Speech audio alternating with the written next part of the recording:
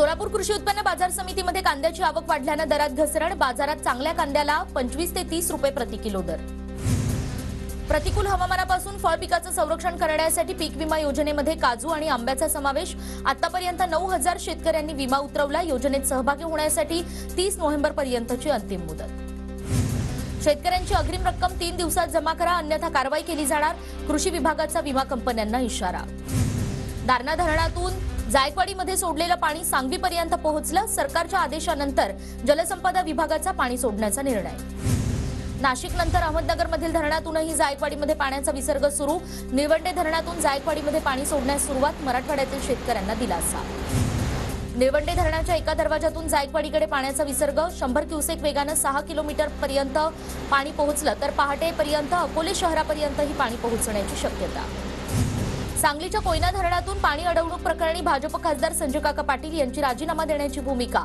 सांगली आणि सातारा जिल्ह्यात कोयना कृष्णा पाणी संघर्ष पेटणार। परभणीमध्ये कालव्याचं पाणी ओव्हरफ्लो होऊन नागरी वस्तीत शिरल्याचा प्रकार समोर। वस्तीत पाणी शिरल्याने नागरिकांना नाहक त्रास।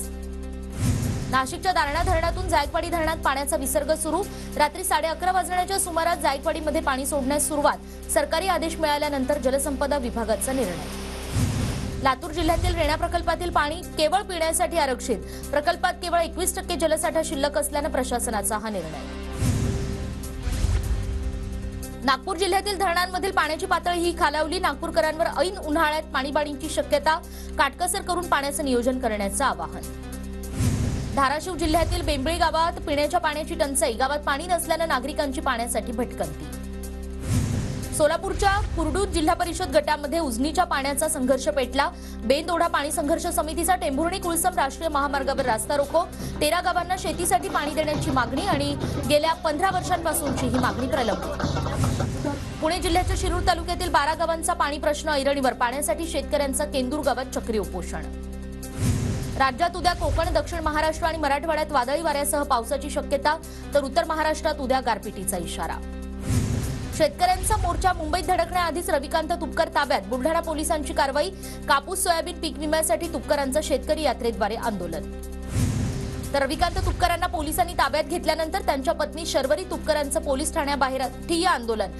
बेकायदेशीरपणे ताब्यात घेतल्याचा शर्वरी तुपकरांचा आरोप।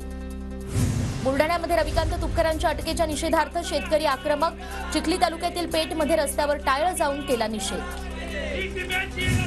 बुलढाण्यात रविकांत तुपकर यांना पोलिसांनी ताब्यात घेतल्यानंतर कार्यकर्ते आक्रमक। उदयनगर भामखेडसह जिल्ह्यात ठिकठिकाणी टायर जाळून अटकेचा निषेध। बुलढाण्यात तुपकरांना ताब्यात घेतल्याच्या निषेधार्थ पोलीस स्टेशन समोरच्या झाडावर चढला कार्यकर्ता।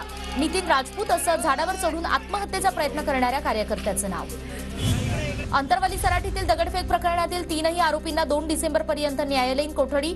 ऋषिकेश बेद्रे याच्यासह 3घांना पोलिसांनी ठोकल्या होत्या बेड्या। आरोपींकडून पिस्तूल आणि जिवंत काडतूस जप्त।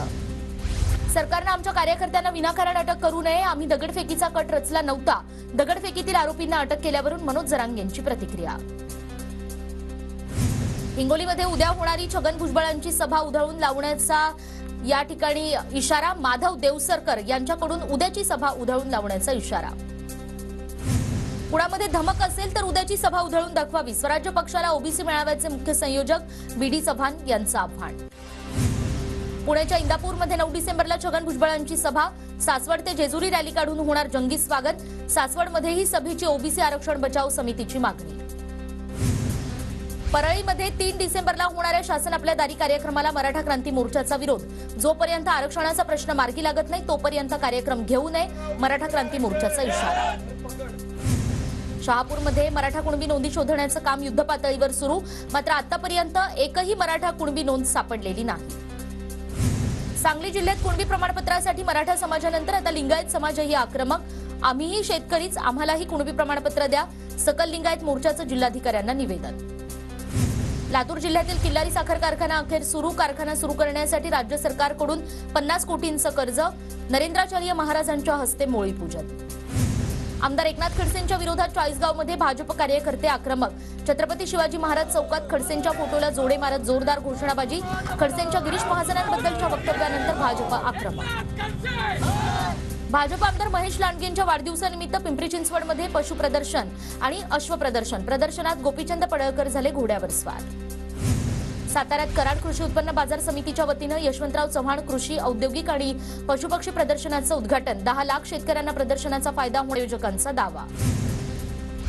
साताऱ्याच्या कराडमध्ये यशवंतराव चव्हाणांच्या स्मृती दिनानिमित्त कृषी प्रदर्शनाचं आयोजन. फळांचं गाव म्हणून ओळखणाऱ्या धुमाळवाडी गावाचाही यामध्ये सहभाग.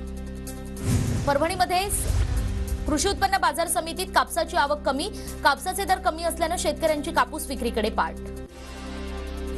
वाशिममध्ये तुरीचा हंगाम तोंडावर असताना बाजार समित्यांमध्ये तुरीच्या दरात घसरण. महिन्याच्या सुरुवातीला 13,000 रुपये प्रति क्विंटल पर्यंत पोहोचलेले तुरीचे दर आता अवघ्या 10,000 पर्यंत घसरले. बीडच्या परळी तालुक्यातील रब्बीचा पेरा घटला. यावर्षी पाऊस कमी झाल्यानं रब्बीच्या लागवड क्षेत्रात 20% घट. हिंगोलीमध्ये सतत बदलत असणाऱ्या वातावरणामुळे हरभरा पिकावर मर रोगाचा प्रादुर्भाव. कृषी विभागानं बांधावर येऊन मार्गदर्शन करावं, शेतकऱ्यांची मागणी. पुण्याच्या दौंड तालुक्यातील गुऱ्हाळात प्लास्टिक जाळल्यामुळे धुराचे लोट. गुऱ्हाळामुळे परिसरातील नागरिकांना श्वसनाचा त्रास. पुण्याच्या मावळमध्ये इंद्रायणी भाताची कापणी अंतिम टप्प्यात. शेतकऱ्यांची भात कापणीची लगबग सुरू. भात यंत्र कापणीची कमतरता. वाशिममध्ये युरियाची मागणी वाढलेली असताना महिनाभरापासून खतांची टंचाई. युरियासाठी ठाकरे गट आक्रमक. शेतकऱ्यांना खतं देण्याची मागणी. गोंदियात 4 दिवसात 11,464 क्विंटल धान खरेदी. धानाची आवक वाढली. 171 धान खरेदी केंद्रांपैकी केवळ 40 धान खरेदी केंद्र सुरू. वर्ध्याच्या सेलू बाजारपेठेत कापूस खरेदीचा शुभारंभ. कापूस घेऊन येणाऱ्या शेतकऱ्यांचा शाल श्रीफळ देऊन सत्कार. कापसाला 7,200 रुपयांचा दर. कोकणातील आंबा बागायतदार 11 डिसेंबरपासून साखळी उपोषणाला बसणार. शासनानं प्रत्येक आंब्याच्या झाडामागे 15,000 रुपये देण्याची मागणी करणार. निसर्गाच्या लहरीपणामुळे अवघे 12% उत्पादन मिळाल्यानं शेतकऱ्यांचं नुकसान. कोल्हापुरातील चंदगडमध्ये हत्तींचा हैदोस. पिकांचं नुकसान होत असल्यानं शेतकरी चिंतेत. नागरिकांमध्ये भीतीचं वातावरण. चंद्रपूर जिल्ह्यातील वाघाचा 2000 किलोमीटरचा प्रवास. चंद्रपूरमधील ब्रह्मपुरी 21 नावाचा वाघ ओडिसा राज्यात आढळला. येवला तालुक्यातील ममदापूर वनक्षेत्रात काळवीट आणि हरणांसाठी चारा आणि पाण्याची व्यवस्था. येवला वन विभागाकडून खडकाळ रानावर टँकरद्वारे पाण्याची व्यवस्था.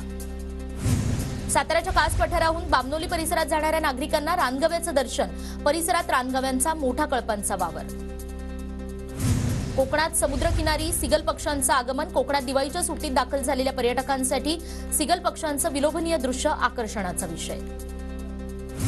बीडच्या शिरूरमध्ये साळींदर विहिरीत पडलं. प्राणीमित्राकडून विहिरीत उतरून साळींदराला जीवदान. सोलापूरच्या मुस्ती गावात भैरवनाथ पोल्ट्री फार्मच्या दुर्गंधीमुळे शेतकरी हैराण. कोंबड्यामुळे शेतपिकात अनेक जनावरं येत असल्यानं पिकांचं नुकसान होत असल्याची शेतकऱ्याची तक्रार.